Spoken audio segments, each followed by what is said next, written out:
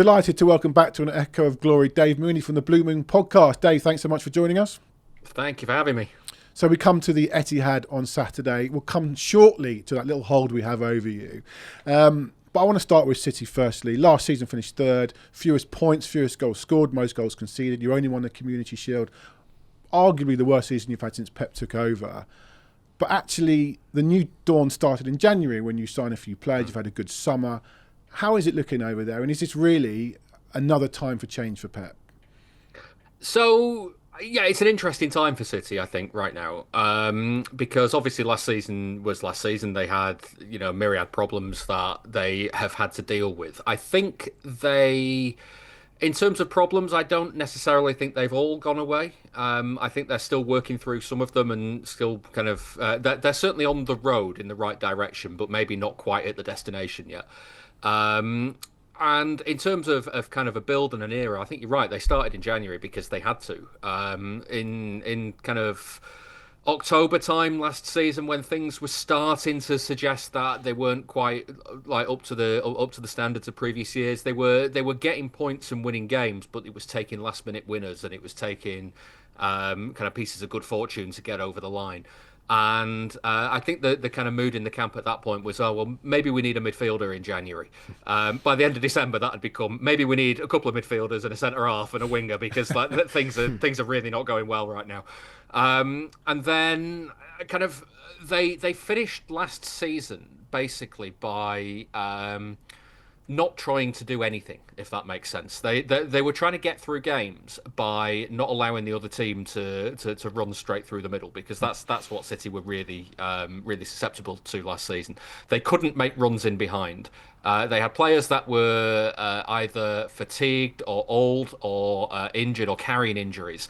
And what it meant was that every time City tried to do the things that City are synonymous with and get runs in behind and kind of stretch the game that way, all it did was mean that when they lost the ball, they were wide open and the other team would steamroller straight through the middle. And the mid-tier of the Premier League, certainly in the last few years, has become really, really good at doing that. You teams like Bournemouth and Brighton and like those sorts of teams, give them possession of the ball, they'll hurt you. Whereas in previous years, they would be teams that would sit 11 men behind the ball, not really try and get out, and maybe have one or two breaks in an entire game. They're now teams that want the ball, and they want to, like, even against the top sides, they want to have possession and want to dominate the game in that way.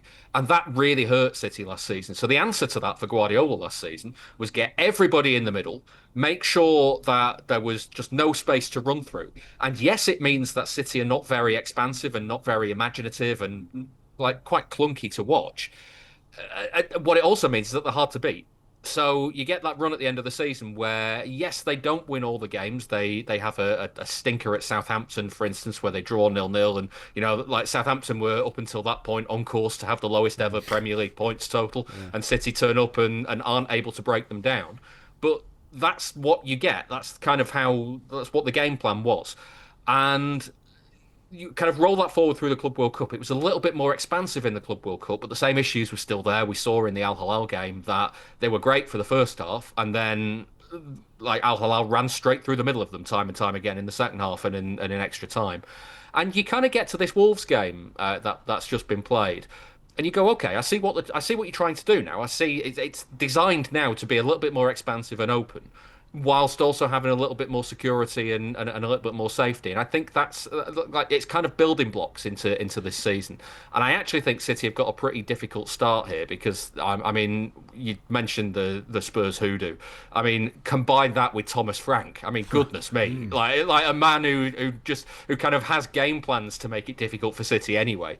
You mentioned that, Dave. You mentioned that, obviously, tricky game. You mentioned that we beat you, it's 4-0 last November. Actually, that came in a run. That was your fifth defeat in a row, which started actually in the League Cup game at Spurs. You started the season unbeaten. You come to Spurs. Even Timo Werner scores. Shows how much of a hold Spurs have got over City. Timo Werner scoring against you. You lost 5 in a row, 6 out of 7. I think you won 1 in 11 or 12. Was there ever a call for? I mean, you get idiots on social media or people with different opinions on social media. Was there ever a call for Pep to go?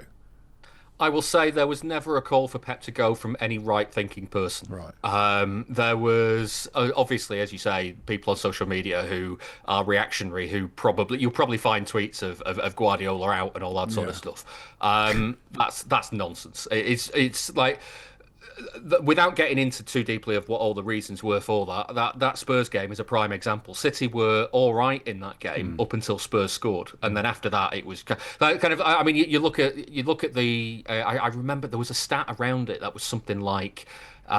Spurs had 4 or 5 big chances, and the Scored them XG that all, Spurs, well, the XG that Spurs were able to generate was better than City's, and City had about 10 or 12, and it's kind of like that just shows you there that Spurs in 4 or 5 attacks can create really high value chances, whereas City in all of their attacks that they were creating barely anything.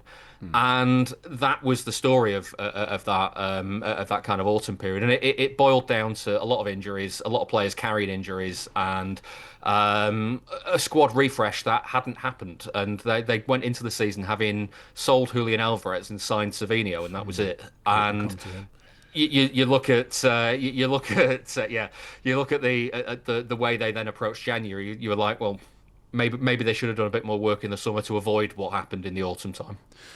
It strikes me, Dave, you've been talking about Pep bottling it up in the middle a lot more, making it much harder. Throughout last season, you haven't mentioned yet the absence of Rodri. Does it feel as though, and you mentioned, fans were saying maybe we need a midfielder and maybe we need this. Rodri's close to coming back now. Does it feel as though that's what Guardiola's really waiting for to be able to then go and unleash his team? And how close is Rodri, do you think? That's a difficult one because the nature of his injury, you don't know what player you're getting back. So, I mean, like in an ideal world, Rodri's back and City go exactly the way they used to. Yeah, it solves a lot. Yeah.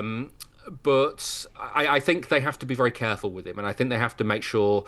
I mean, he himself, in the years before his injury, I mean, his injury was not caused by overplaying. Like it was a bad landing in a challenge that stretched his leg the wrong way, and that caused his injury. But he himself, Rodri, has talked so much in the past about being overplayed and having to play too many games. And you look at what City are trying to achieve, and every season it comes down to, well, they're a much better team with Rodri in it, and he's available, so he should play. He has to play. Yeah. And then you get to the end of the season, and oh, look, he's played 60-odd games again, and he's played 60-odd games, and then eventually that will catch up to a player. So I'm kind of hoping that in this season, when he's back and is fully available and kind of like he's almost there. He's in training. He played a couple of games in the Club World Cup. He played a game at the end of last season. And you can kind of see, I think the feeling is that he's not ready for 90 minutes, but he's nearly there. I kind of think we won't see him until after the international break. I think they'll be really, really careful with him. Sense. And I kind of hope in the remainder of the season, when he is back, what they'll look at is kind of what they did against Wolves, and have they had Nico Gonzalez and Bernardo as the two holding midfielders. Bernardo was kind of a bit more free. He was kind of floating around, mopping up where he needed to mop up. And Nico was allowed to kind of move forward a little bit more.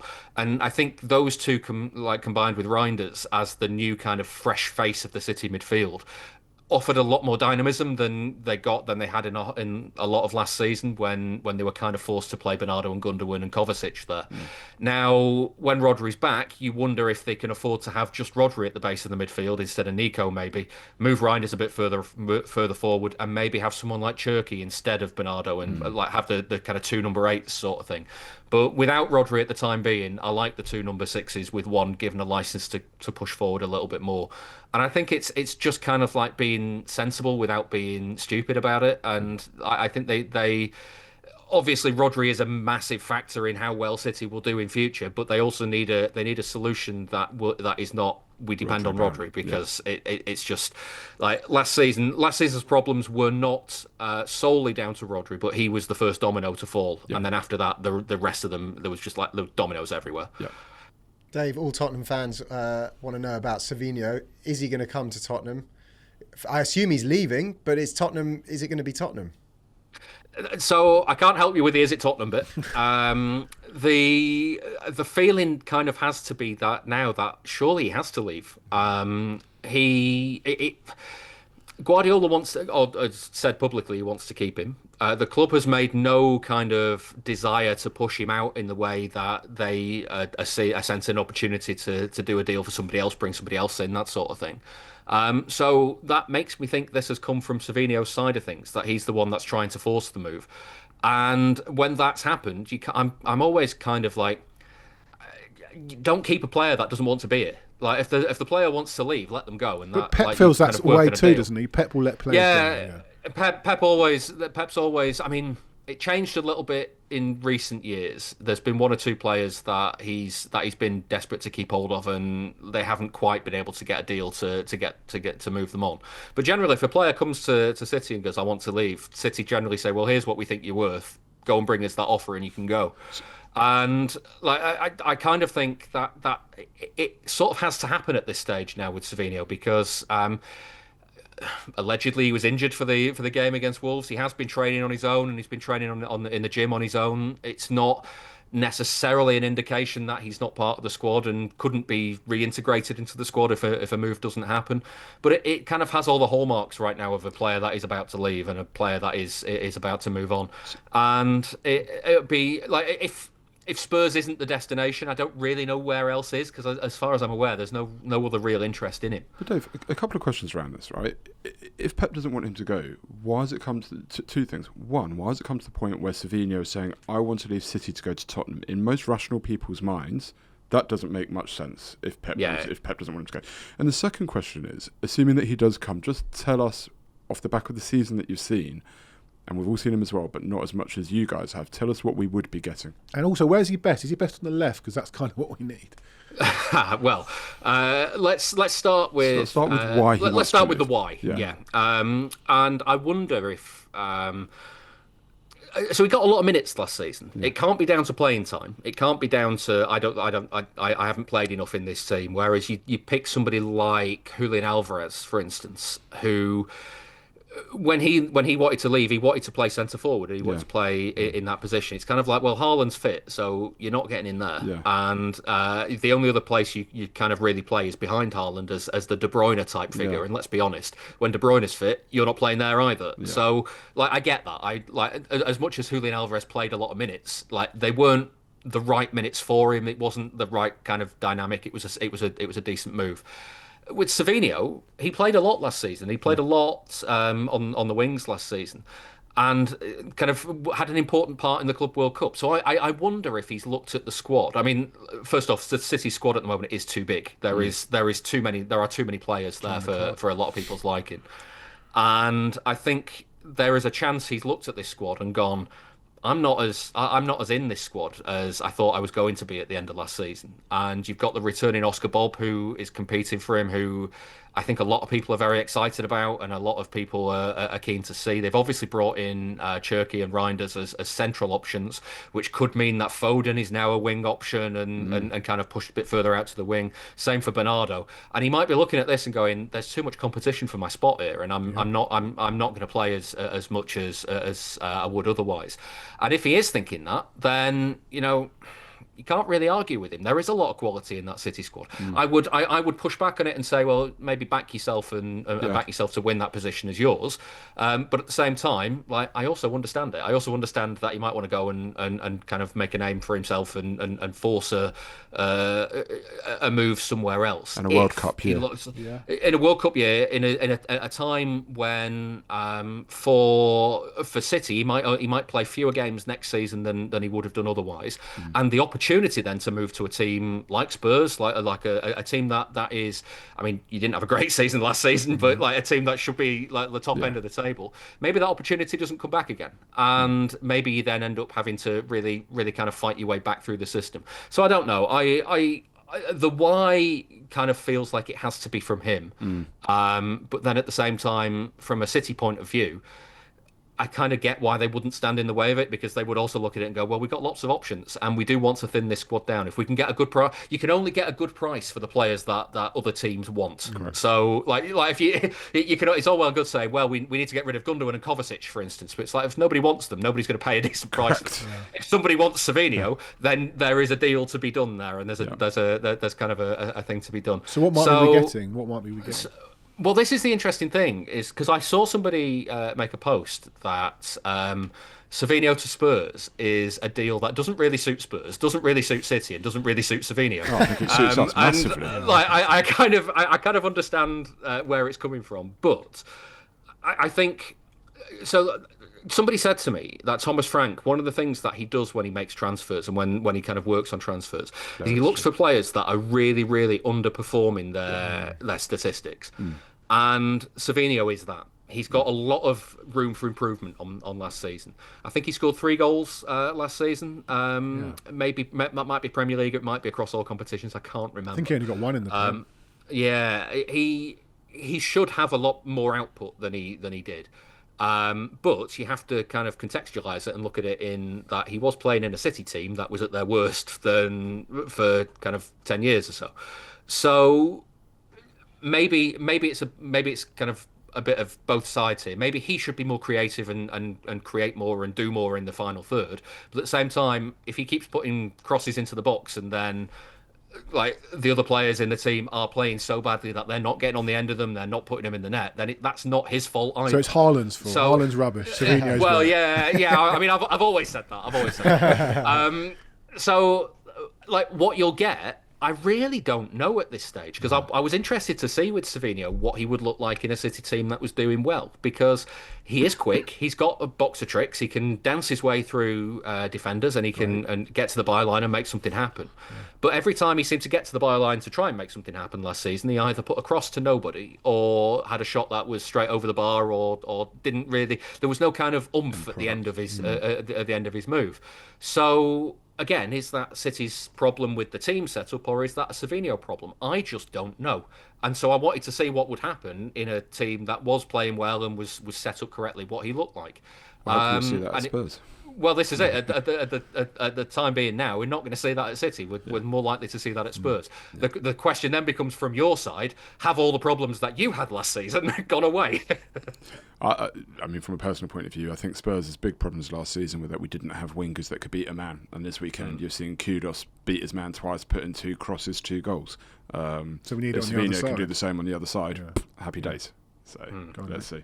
So it's a fascinating move, and I really don't know how it turns out. And I think the other aspects that you talked about before, and I think you're right, is normally when City let players go, there's kind of different criteria for it. It's either Real Madrid or Barcelona or something. It's something that the player really wants to do, or they're past their peak and City are moving them on for no profit whatsoever. They're kind of coming to the end of the contract, or like it's time to say goodbye, or like there's been a massive fallout, and it doesn't seem like any of that criteria has been hit.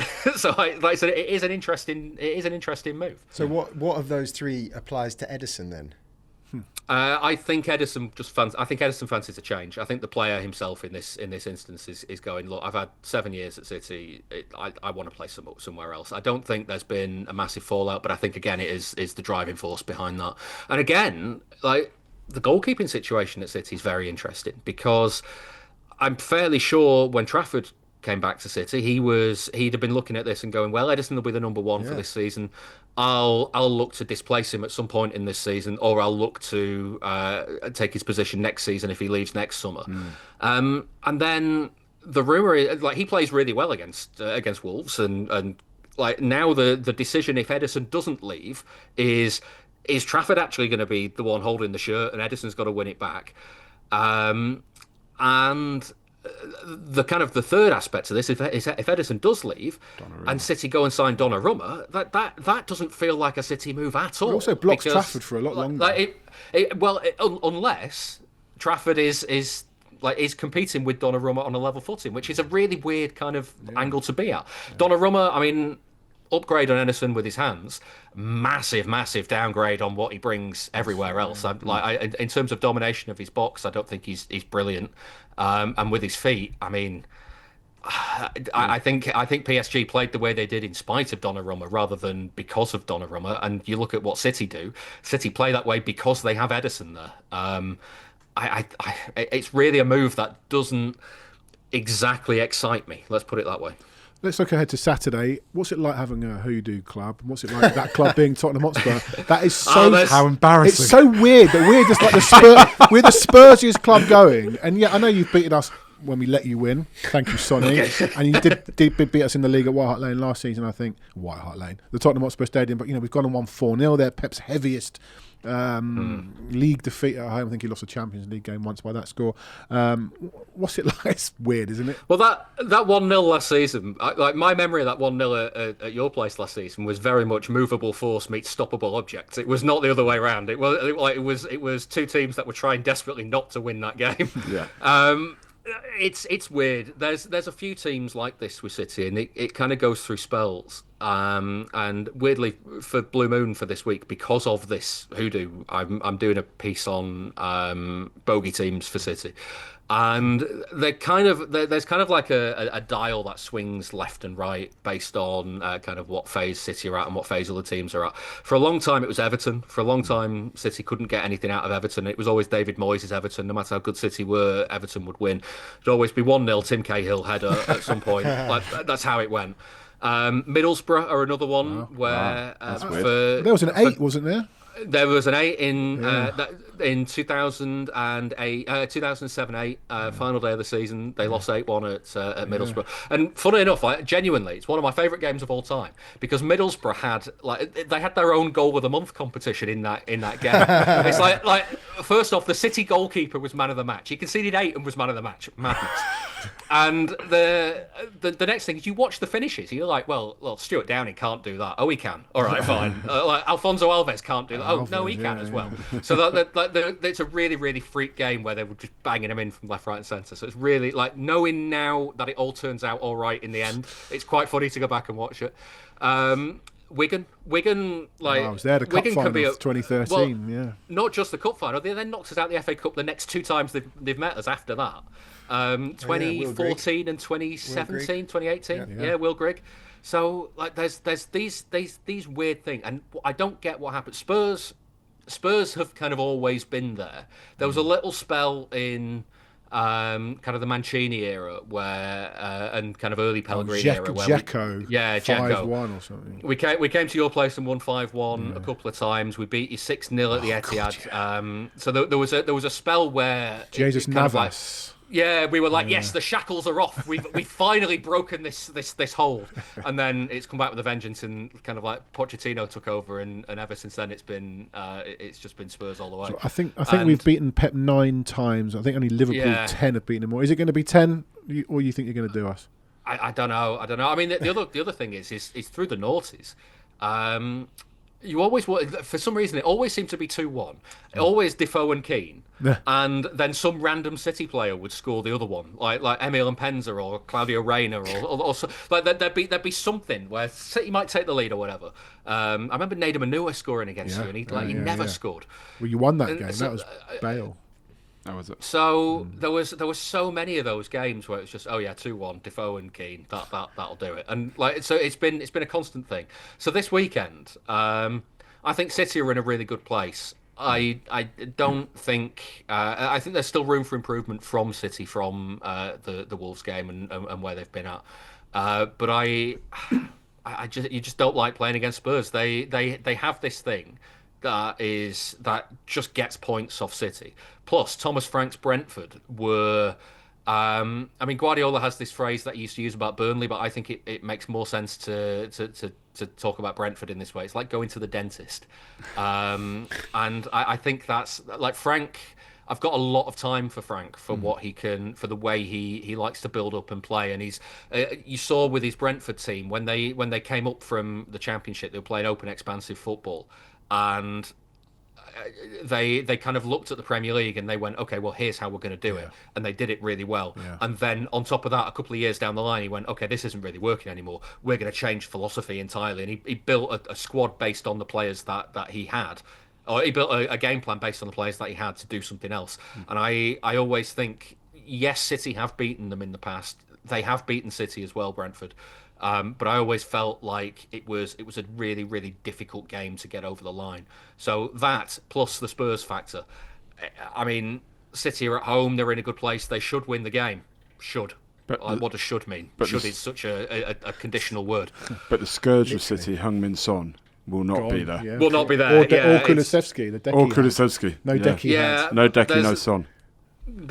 So I mean, I don't know. Maybe for the first time, like if last season was stoppable force meeting a movable object, then maybe this season is an immovable object meeting an unstoppable force. And there's actually two good performances. I think it will tell us a lot about both teams. I think it will tell us a hell of a lot about both teams for the season. If we play like we did against PSG, then we got a chance. Quick prediction: I think you're going to go 2-1 City, but go on. I'm going to put words into your mouth. Yeah, I don't know, because like honestly, if you were to tell me right now the way the game has been going, if you said that Spurs were to win 2-1, if you were to say that it would finish 2-2, or City were to win 2-1, I reckon the bookmakers have probably got all three of those as the same sort of odds, and I reckon that's kind of where it is, because I think a lot of people don't know what to make of City yet. I think a lot of people don't know what to make of Spurs yet, and I think we haven't got a lot of evidence so far. But I can't come on here as a City fan and say, I think we're going to lose. So. I'll back my own team, and I'll go with you 2-1. Dave, really great to talk to you. As I always say, good luck for the weekend. I don't really mean it, but we try and be nice on this pod. And we'll talk to you again soon. That was really great. Thank you so much. Thanks for having me. Cheers, Dave. Brilliant. Cheers. Thank you.